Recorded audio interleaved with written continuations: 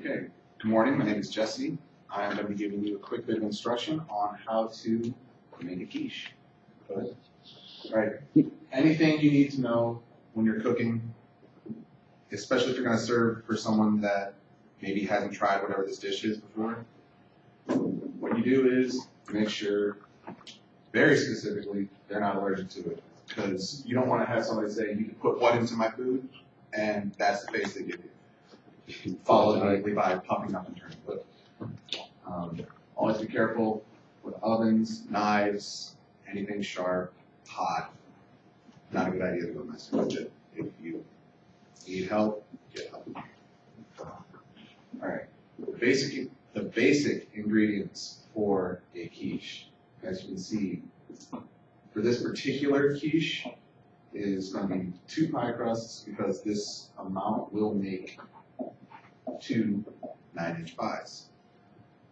You need 8 eggs, 2 cups of spinach, shredded cheese. It does not matter what kind of cheese you put in there. You can put in more cheese if you want, but that's my personal preference for how much cheese goes into it and what type. 2 cups of milk, typically 2%. If you have buttermilk, go for it. It adds a little bit more flavor to it, but it also increases the fat content. Skim milk will work just as well. I use diced bacon. As you can see, people substitute ham, any type of meat really. Some pepper, any other spices you want to throw in there. I throw in sauteed onions because I just like the texture and flavor that they add to it. And 3 tablespoons of cornstarch. That's to help smooth it out, soak up a little bit of the juice, but still maintain the flavor. All right, go ahead. All right, what you're going to need as far as tools or utensils. Bowls for mixing, a whisk or a spoon, whatever you have that you're going to use for mixing, a fork. A knife or a food processor for cutting up onions, bacon, the spinach.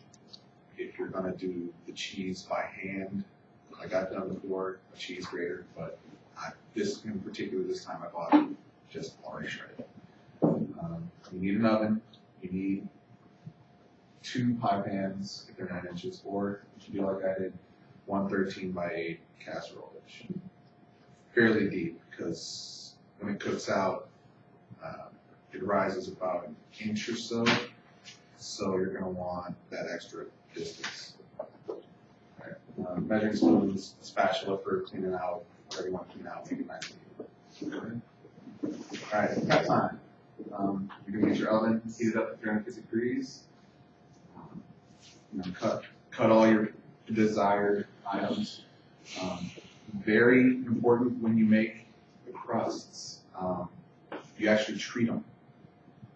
Because typically a crust will be very moist.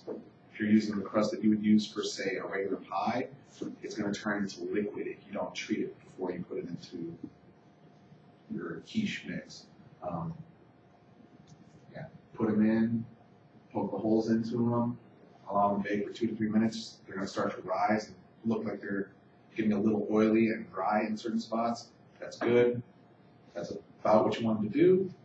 Take them out. They're fine. Don't do like I did the first couple times I made them. I put them in there too long, and it got the crusts. When you finish, they're so dry that they actually kind of hurt your teeth a little bit. Go ahead. All right. You're going to crack open your eggs. Make sure you don't put any shells into it. No one likes shells in their food. It's not exactly the most pleasant surprise. Add the milk, stir it up, whisk them for about 1 or 2 minutes until it's a nice even mixture.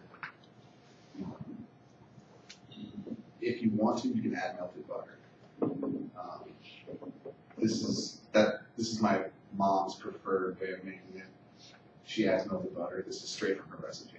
I took it out of the ingredient list, but I forgot here.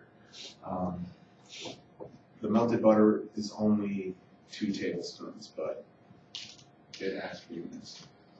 Add your pepper and spices while it's still just the eggs and the milk. Doing it otherwise, all of the spices, if you do it when you're done, all the spices go to the top, which isn't the worst thing in the world, but you won't get exactly the same mix of flavor. Go ahead. You put all your dry ingredients into a bowl, mix them up.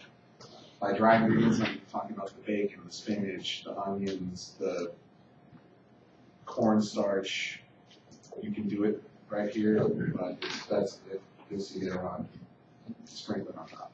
You're gonna go ahead and put all this into your dish, or dishes, if you're making a 2 9-inch pans, and sprinkle it with cornstarch. Pour the eggs and the milk in there evenly. Make sure you, like I said, leave a little bit of a gap because the eggs will rise quite a bit. It's almost like making a souffle. But you don't have to worry about people getting hot. That's a plus side. Then you just pour it in there, and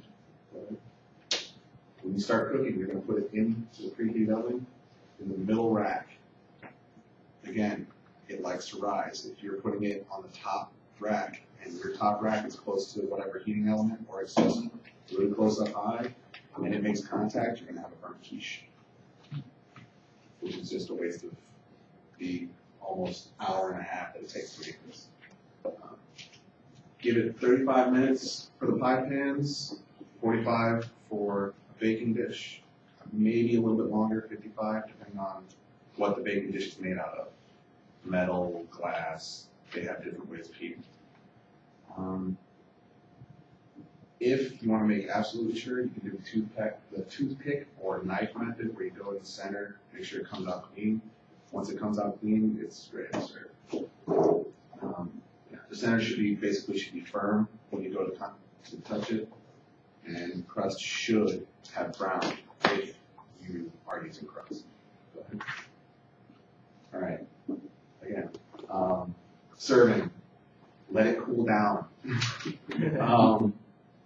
I know of several people that do that with things like cookies and everything else. As soon as they come out of the oven, ooh, let me try it, they burn them out. Cut them up into about, if you're using the pie pans, cut them into 8ths. That's the suggested serving size. If you're using the casserole dish, into 16 roughly even pieces, it's not going to be perfect. But serve them out, let everybody eat and enjoy it. Questions? Very good. We tasted the end product yesterday.